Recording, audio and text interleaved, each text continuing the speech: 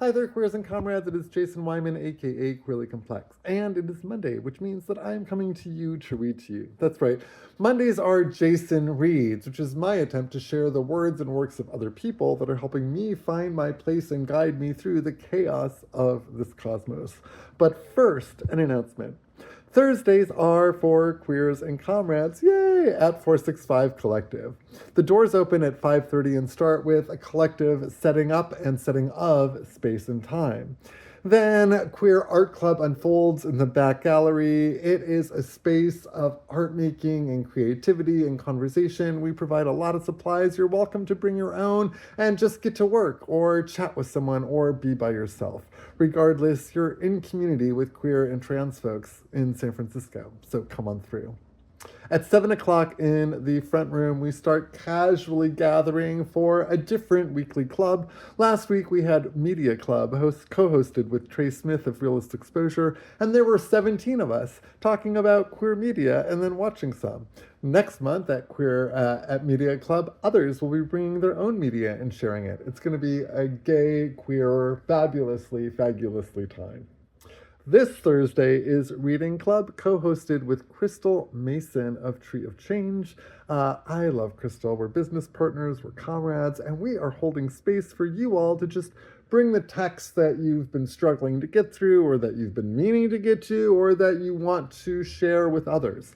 We're creating a space for us to read together. Maybe that's by yourself, or maybe that's in a large group or a small group. We're going to figure it all out together because, Thursdays are for queers and comrades. You can find it all at queerlycomplex.com. And now for this week's reading, which is from Elite Capture by Olufemi O. Taiwo. I absolutely love this book. So, I'm just going to get started. This is on page 69, and I'm going to read some selections here. One way of responding to this rigged game is to focus on where we're already at. History has built the rooms around us. We find ourselves in places and with people, resources, and incentives that we did not choose. The first rules we learn to follow are the ones that apply to the room we are in. The powers that be have decided those rules, including where the resources are and who is granted access to them. As we saw in the previous chapter, they even set the rules for how the environment responds to our actions, and frequently the environment is hostile. But they don't actually control directly what our actions are. So there is an opportunity here, of a sort. When it comes to our interpersonal interactions inside the rooms of our daily lives, we can act on the basis of rules that we actively agree to. The emperor's rules be damned. We may not be able to control how the room reacts to our speech, but we can speak. We can choose not to speak also, to invite someone else in the room to speak, or to follow their lead. These are the kinds of opportunities seized on by deference politics, which considers it a step toward justice to modify interpersonal interactions in compliance with the perceived wishes of the marginalized. While the deference perspective isn't entirely off base, it is potentially limiting and misleading. In such a game, it is much trickier than we realize to avoid moves that intensify elite capture and other oppressive aspects of our social structure, even when we use strategies that correctly identify the distribution of power in the room we're in. After all, some rooms have outsized power and influence. The White House Situation Room, the newsroom, the bargaining table, the conference room. Being in one of these rooms means that our words and actions affect institutions and broader social dynamics outside of it. To be in such a room is itself a kind of social advantage, often gained by way of some prior social advantage. A prime example of deference politics is the call to, quote-unquote, listen to the most affected, or, quote-unquote, center the most marginalized. Now ubiquitous in many academic and activist circles. These calls have never sat well with me. In my experience as an academic and organizer, when people have said they need to, quote-unquote, listen to the most affected, it wasn't usually because they intended to set up Skype calls to refugee camps or to collaborate with houseless people. Acting on this conception of centering the most marginalized would require a different approach entirely. In a world where 1.6 billion people live in inadequate housing, slum conditions, and 100 million are unhoused, a full third of the human population does not have reliable drinking water, and the intersections of food, energy, and water insecurity with the climate crisis have already displaced 8.5 million people in South Asia alone, while threatening to displace tens of millions more. Such a stance would require, at minimum, that one leave the room. Instead, quote unquote, centering the most marginalized, in my experience, has usually meant handing conversational authority and intentional goods to whoever is already in the room and appears to fit a social category associated with some form of oppression, regardless of what they have or have not actually experienced, or what they do or do not actually know about the matter at hand. Even in rooms where stakes have been high, where potential researchers were discussing how to understand a social phenomenon, where activists were deciding what to target, the rules of deference have often meant that the conversation stayed in the room, while the people most affected by it stayed outside. I'm going to skip a little forward now.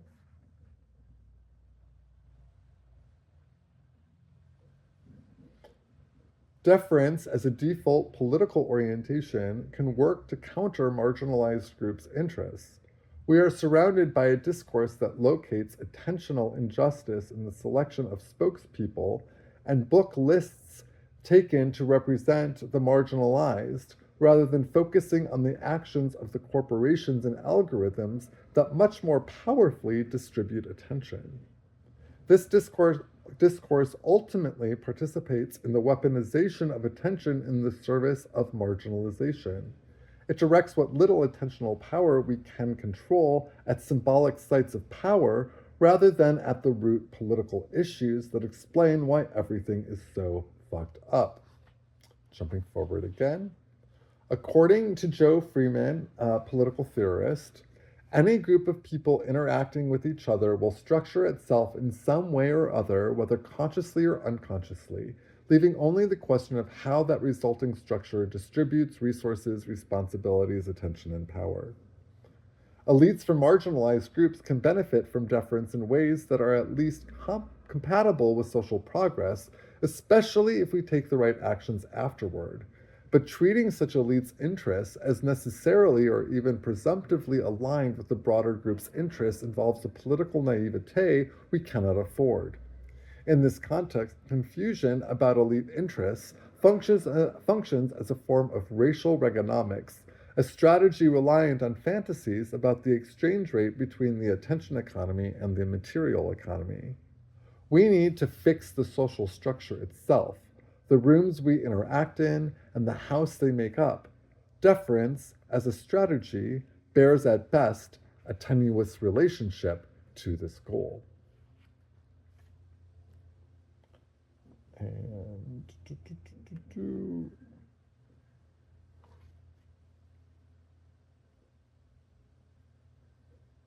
if our aim is simply to do better than the epistemic norms that we've inherited from a history of explicit global apartheid, that is an awfully low bar to set.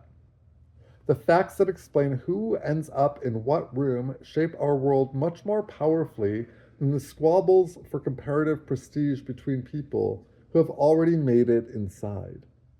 And when the conversation is about social justice, the social mechanisms that determine who gets into the room are often exactly what needs to change. For example, the fact that incarcerated people cannot participate in academic discussions about freedom is intimately related to the fact that they are physically locked in cages. Still, deference does have attractive qualities. After all, the people in powerful rooms to whom others defer may be elites relative to the larger group they represent, but disadvantaged relative to the other people in the room with them. Our sense of ourselves and the patterns of deference we tend to fit to our standpoint epistemological commitments often foregrounds the ways in which we are marginalized rather than the ways we are not. A privileged person in an absolute sense, a person belonging to, say, the half of the world that has secure access to basic needs, may nevertheless experience themselves consistently on the low end of the power dynamics of their immediate social world. The rooms we are in, which is to say the social dynamics we actually experience, play a central part in developing and refining our political subjectivity and our sense of ourselves. Deference responds to real, morally weighty experiences of being put down, ignored, sidelined, silenced. The fact that others have greater problems does not legitimate bigotry toward the relatively advantaged. People are and ought to be vying for respect, dignity, and some measure of recognition alongside policy reforms and material redistribution. We all deserve these attentional goods, which are often denied even to the elites of marginalized and stigmatized groups. Moreover, distribution of respect and care can be won and lost collectively. There is some connection between the inside of the room and the outside. The deference interpretation of standpoint epistemology thus has an important non-epistemic appeal to such elites. It intervenes directly in morally consequential practices of giving attention and respect. This focus on one's own relative marginalization is especially easy to cultivate when exposed to people below us and the relevant hierarchies is controlled or prevented, which is, after all, a great deal of what rooms do. This foregrounding of the personal happens for a reason that is entirely compatible with the ethos of standpoint epistemology and valuing lived experience. Our personal emphasis on the ways we are marginalized often matches the world as we have experienced it. And such a focus may be in some ways convenient for the practitioners of deference epistemology. Nonetheless, I still think that the cynical view does them too little credit. Many who practice deference epistemology are simply doing the best they can. However, this same phenomenon also illustrates how the strength of standpoint epistemology, its recognition of the importance of perspective, becomes its weakness when flattened into deference politics. From a structural perspective, the rooms we don't enter, the experiences we don't have, and the reasons we are able to avoid them might have more to teach us about the world and our place in it than anything said inside. If so, the deferential approach to standpoint epistemology actually prevents quote-unquote centering or even hearing from the most marginalized, since it focuses on the interactions inside the rooms we occupy rather than calling us to account for the interactions we needn't and typically don't have. For those who are deferred to, the performance of deference can supercharge group undermining norms. More importantly, deference places the accountability that is all of ours to bear onto select people, and more often than not, an sanitized and thoroughly fictional caricature of them. That is from Elite Capture by Olufemi O. Taiwo. I highly recommend this book. Go check it out. And you can learn more about me at queerlycomplex.com, and you can follow me on Instagram at queerlycomplex. I'll be back next week for more Jason Reads. Ciao, y'all.